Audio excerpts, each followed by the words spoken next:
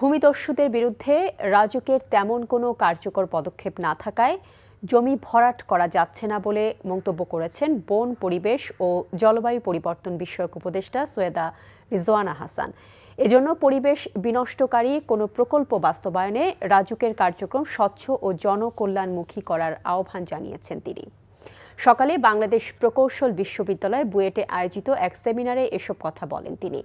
পরিবহন মালিকদের দৌরাত্ম্যের কারণে নানা সময় পদক্ষেপ নেওয়া হলেও রাজধানীর পরিবহন ব্যবস্থার পরিবর্তন করা সম্ভব হচ্ছে না বলেও মন্তব্য করেন উপদেষ্টা।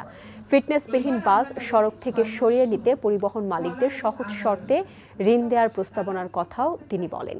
পরিবেশ বা জলাশয়ের ক্ষতি সাধন না করে উন্নয়ন করার আহ্বান জানান রিজওয়ানা।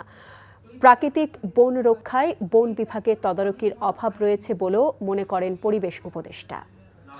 আইনে বলা আছে জলাশয়, আপনি এটাকে আর্ধেক ভাগ করবেন সাধারণ, আর্ধেক ভাগ করবেন মুখ্য, তারপরে সাধারণের সব কাজই করতে দেবেন, তাহলে আর জলাশয় আইন রাখার তো কোনো দরকার নেই। Let us take positions. জলাশয় আইনটা বাতিল করে দেন, বলেন যে আপনারা ওটা বাস্তবায়ন করতে পারবেন না, আর যদি রাখেন তাহলে আইনকে বাইপাস করে রাজুক যেন প্ল্যানটা না করে। এটা আপনাদেরকে বহুবার বলেছি।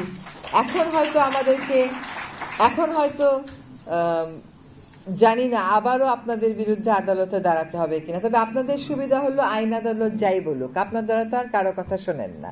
আপনারা নিজেদের যা মনে চায় এবং ভূমিদস্যুরা যা বলে সেই মোতাবেকই আপনাদের কর্মকাণ্ড পরিচালনা করেন।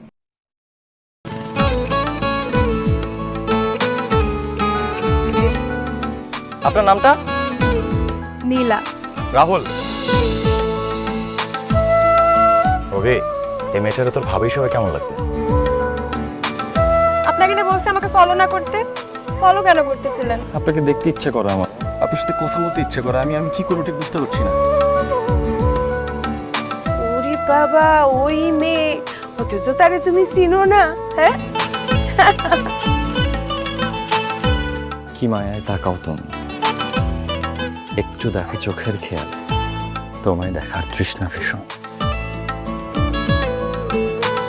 ভালোবাসায় বুঝি দেনা পাওনা থাকে?